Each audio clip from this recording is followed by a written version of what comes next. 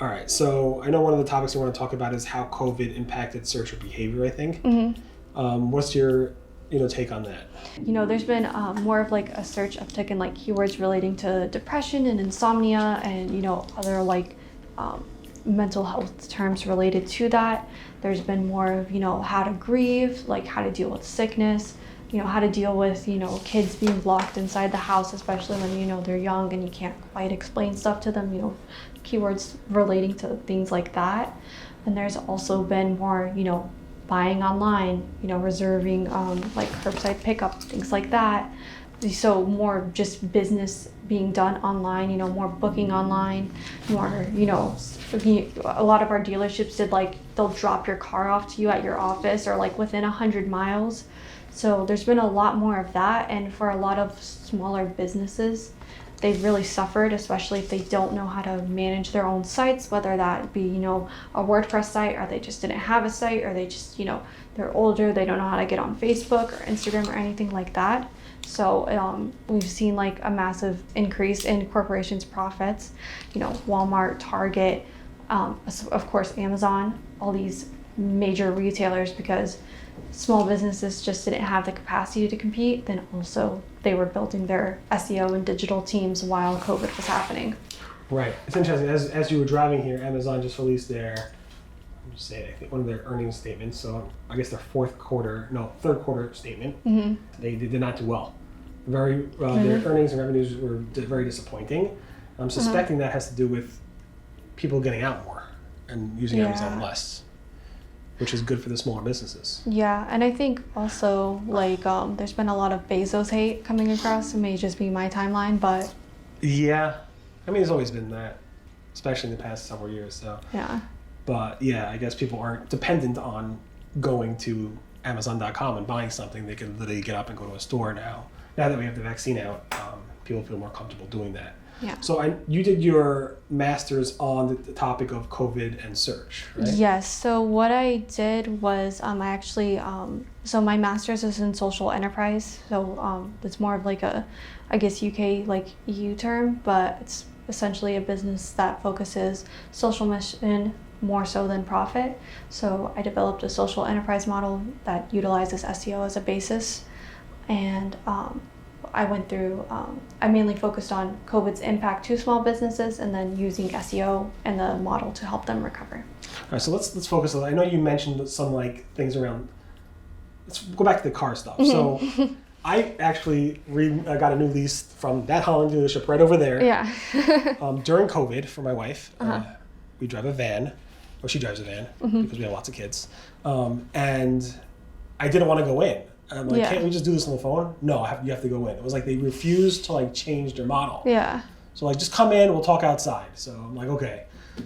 But literally, I had to go in and sign the paperwork. I'm like, what's the point? Why can't you just have me sign something outside? So they were all angry that they wouldn't change their behavior, but I did end up leasing it from them because they had the best price. Yeah.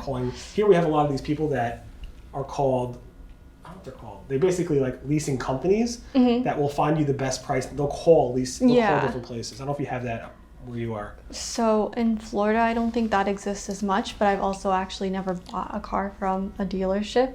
I have my 06 like IS250 that's like on its last legs in the parking lot. So it's been interesting because once like the first few months of COVID, especially like because my company is based out of the Southeast, everyone's like, this is crap, this is gonna go away. It's over exaggerating, and no dealerships wanted to put anything. They were like, do not put anything that says COVID on any of our messaging. And it was like this like black stamp all the way through about August. And then their sales started dropping.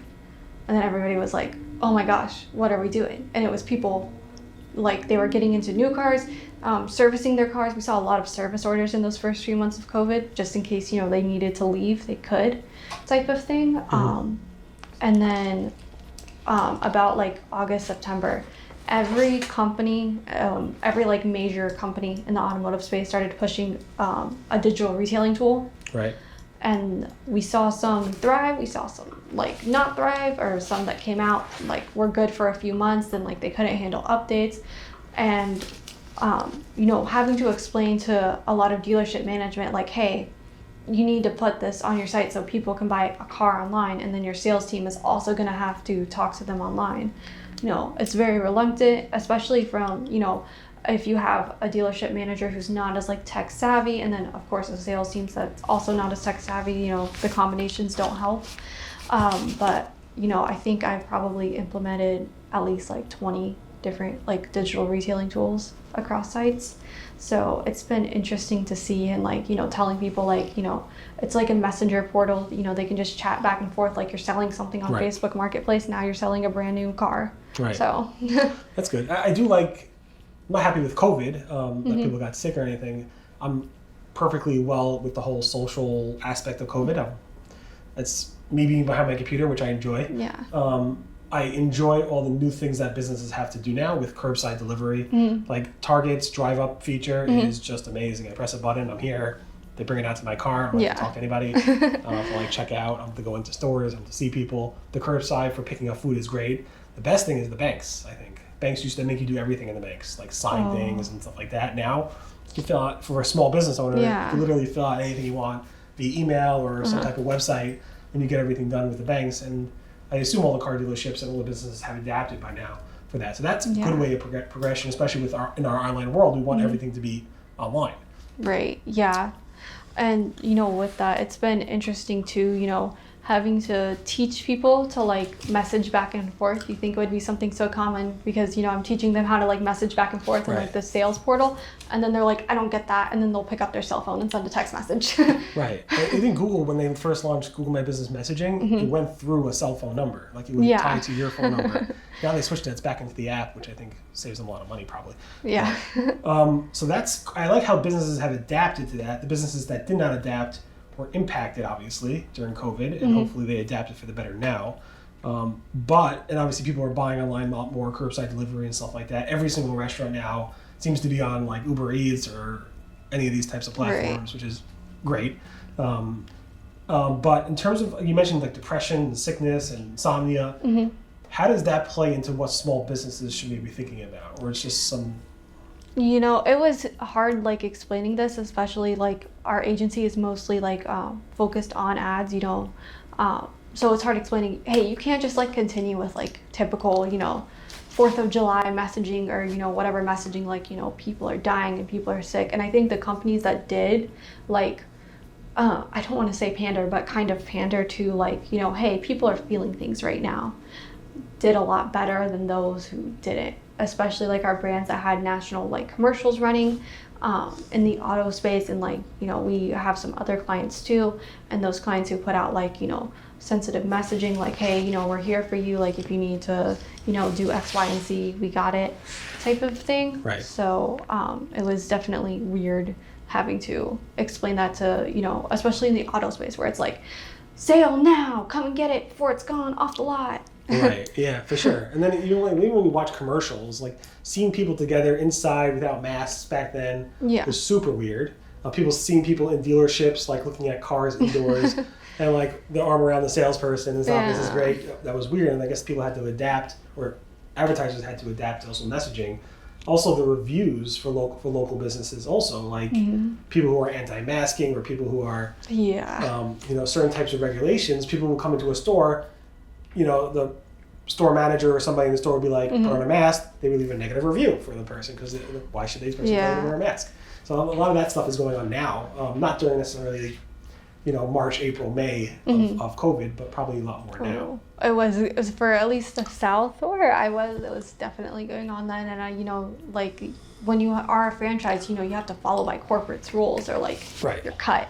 So that was. Like, luckily I didn't have to be as involved in that conversation, but it's very like touchy-feely for a lot of those, especially the farther down south you go, at least in the U.S. seems to get that way.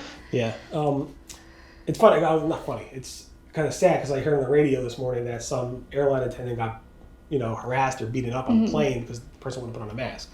And it's not that person's decision. Like the flight attendant saying, these are the plane's rules, these are my company's rules, you have to follow them or not fly. Yeah. But the employees are getting the brunt of it. Yeah. I mean, my husband was working like retail during COVID, and he went from working in Queens to upstate New York, Like, you know, if he told somebody, you know, you gotta wear a mask, you know, 1 out of 10 times for like that period where like a mask was required, even if you were like vaccinated, like you would have thought you took away like their baby's candy. Yeah, the whole COVID thing about freedom. Yeah. I think most people are, even if they're vaxxers or anti-vaxxers or maskers or anti-maskers, I think they're honestly doing it because they feel it's the safest thing for them and their family. Yeah. There are some people who are it's freedom, and you're invading my freedom. I have the right of choice to do what I want with my body. Right. So and that's what small businesses have to like think about, and how do you handle customers on either side of the spectrum? Yeah. It's hard. I don't know what they do, but this is why this is your area of expertise, right? So if you need help with that, just totally. Do you have a playbook on it? Just let me engage in all political debates. Here for it. Cool. All right. So let's move on. So how do businesses, handle this? Like, I know you wanted to bring up some like tools and ways of recovering from this. What are some strategies you have? Yeah, so I recently talked about this on Azeem's podcast as well. He's great. Check him out, Azeem. Can you just search for Azeem podcast? Does he come up? It's I am Azeem Digital. I think it's Azeem Digital Asks podcast is like the technical name, but he's I am Digital Azeem on like social media and Twitter. Okay, so search that. Subscribe to his podcast. It's on Spotify, Google Podcasts, Apple Podcasts, all the major podcast platforms. And we actually just joined Spotify as well, so you can subscribe to this on Spotify. Yeah.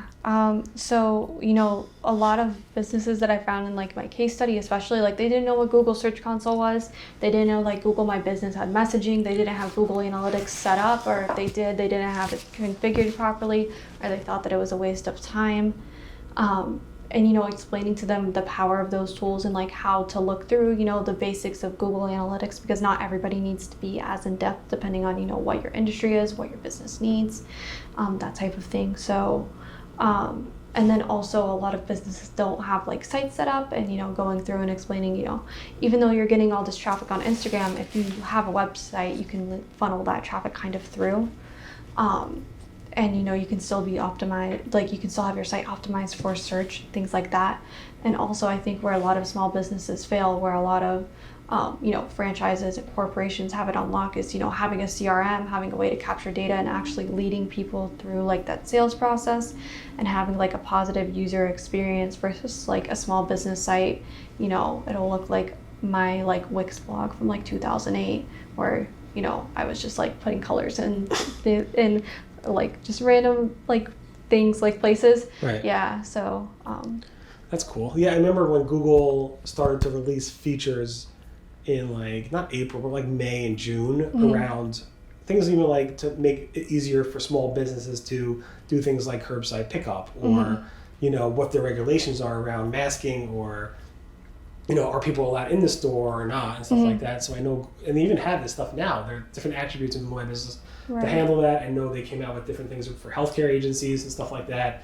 So Google was trying to move fast around giving small businesses and even large businesses tools to kind of like get them to capitalize on, not even capitalize, just to stay afloat during this time, because a lot of these small restaurants just couldn't handle it. So yeah, it's nice to be that Google gives us these tools to do it. At the same time, a lot of businesses fail. A lot of businesses went out of business, and Yelp came up with a lot of studies and stuff around how many businesses closed, small restaurants and stuff. So actually, it was like the most amount of businesses closed since like the Great Depression. Yeah. So. But hopefully, some of these places are coming back online. It's sad, but I don't know what we can learn from this going forward. But I mean, what do you think the biggest takeaway is in terms of COVID and small business going forward, just being on the spot again? Yeah, so I mean, I think just social, like having social media, like utilizing what you can, and I talked about this on like Azeem's podcast. For a car dealership, there's like me, the dealership, and then like 3 other vendors, handling social media, handling the website, handling this, handling that. For a small business, they're lucky if they get an SEO or some type of digital specialist there aside from them, and then maybe sometimes there's like several employees, sometimes it's literally just 1 or 2 people. Right. So just doing what you can, trying stuff out. It's okay to have a website that has like bright and fun colors on it that may not like look the best right now. You learn as you go. when I started out in SEO, I didn't know what it was. So Right. you definitely just, try different stuff out. Consistency is key. You don't have to make 3 Instagram posts a day. You don't have to make 3 blog posts a week or anything like stupid crazy. Just, I think it's about doing what you can as a business owner, and also making sure that you have some type of process through your site, whether you're a restaurant, whether you're a service-based business, whether you have an office in like the middle of a downtown area or like in the middle of the sticks, just doing what you can. And do you do any consulting on the side if people need your help? Yes, I do. So my site is launching at the 1st of November, and it's rileyhope.com. Awesome. Okay, so this video will be out after that, so if you go to rileyhope.com, and you can definitely connect. You're on Twitter at twitter.com/Riley. It's REILLY Hope 13. I have my name spelled wrong on social media, so. Okay, cool. And anywhere else you want people to follow you, or? Just mainly Twitter and my site. If you follow me on Twitter, I am guaranteed to tweet, not guaranteed to not annoy you. Awesome. Thank you so much for doing this. I appreciate it. Of course. Thank you.